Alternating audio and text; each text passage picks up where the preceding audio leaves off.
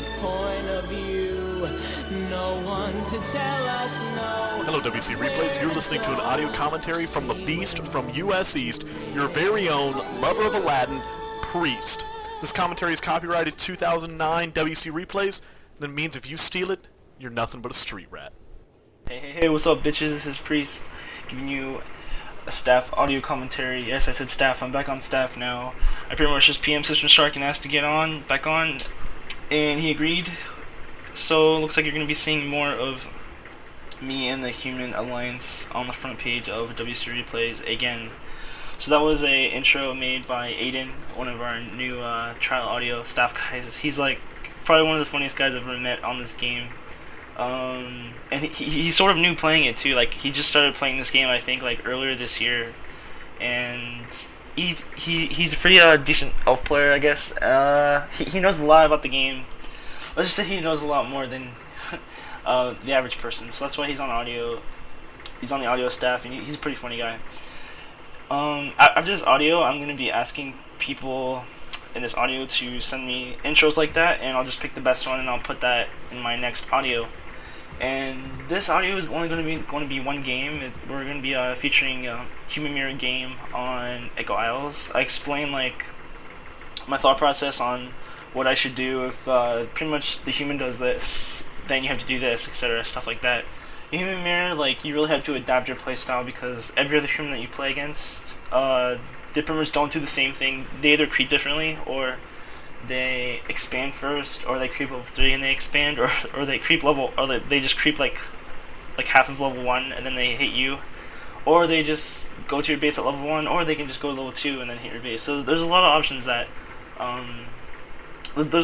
and stuff you can do in Human Mirror that can throw your opponent off if you're not able to adapt to it. So yeah, if you have a recording program or anything like that, I'm really hoping that I get some emails or PMs of some of your guys' intros, so I can have just a wide selection of intros. Maybe like, I'm hoping I can get like 5 or 10 PMs from you guys about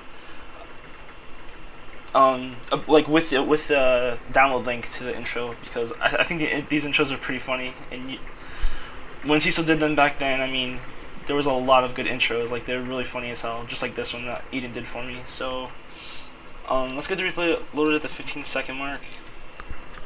1x speed. So, excuse me. My goodness. That was really bad. I'm sorry if that was like in my mic. I hate doing that. So this game is versus some guy on a team named LS. LS is like a Latin American team, I think. They're kind of like lag gaming. If you don't know lag gaming, it's pretty much like a whole bunch of these like Venezuelans and Peruvians and freaking like Brazil. I don't even know if they have Brazilians on the team, and like people from Puerto Rico. It's a huge Latin American gaming team, and they're a pretty good team. And LS, I don't know, they're all right. So what he's pretty much talking about, like the next day after this game, we had a qualifier for PTCL, the first round qualifiers. So that's what the text is mostly about.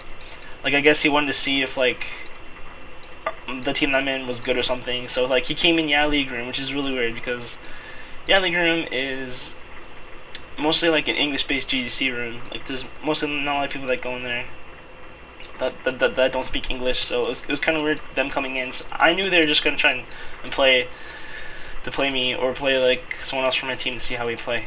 So it could give them an advantage, which is always a good idea. Okay, I'm done rambling on and off about random shit. It doesn't really involve that much about this game. So replay load, pause at the, okay, I'm at 16 seconds. It's not that big of a deal. 16 seconds, 1x speed on pause, and 3, 2, 1, on pause. So you see, I'm just doing my normal build.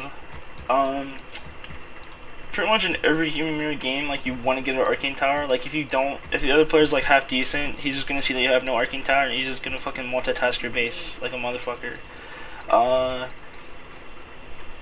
Pretty much what ends up happening, if you don't get Arcane Tower, then you're gonna have to stay in your base until you get one. While either the human's gonna be creeping, like your opponent's gonna be creeping and sending like 2 footmen in your base, or he'll sneak, like, you know how you can run your Archmage up to a farm and you summon a Water Elemental? Like, that is such a bitch, because Water Elementals have like you know, they have like decent life and they do a lot of damage, and it takes a while for them to die with, you know, with like 4 militia attacking it. So getting the arcane tower on your base is really crucial in Human Rare. It gives you the ability to hit his base, and that's pretty much what always happens like in the higher level games that I practice with. Like I practice with like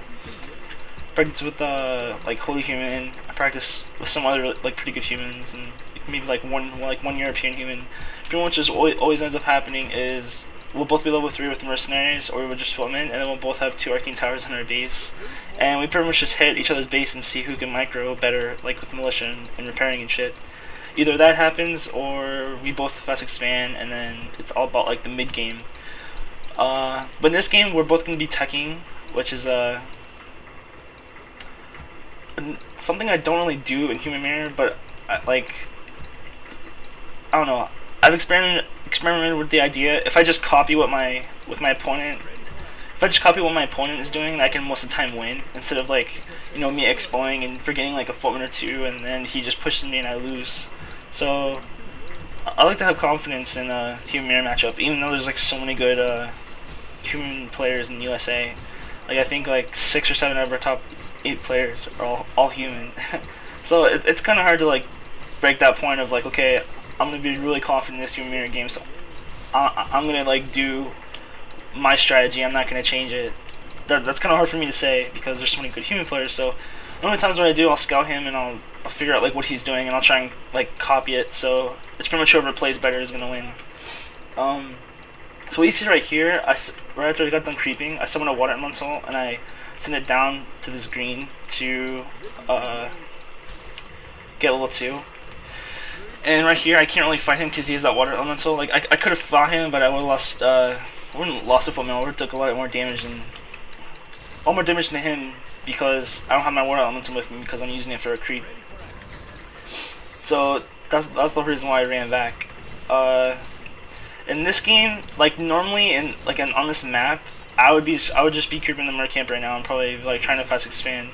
But since I'm playing this kid I was gonna play this kid the next day, I was just gonna do like, you know, the normal tech and like mass breakers kind of deal. Maybe expand like if he expands then I expand. So if you saw my scout, I saw my peasant like on his side of the map and I'm putting a farm right there just in case if he gets like a Mount King or a Panda early and he buys through every towers. If you see that he has through every towers in one of his heroes, that means he's expanding. And well, what you should be doing, you should be expanding as well, or you should be like you shouldn't pump any breakers at all if he does you know, if he get, like right when he gets tier 2, he'll get a Panda through every towers. If you don't want to expo, then I suggest just getting like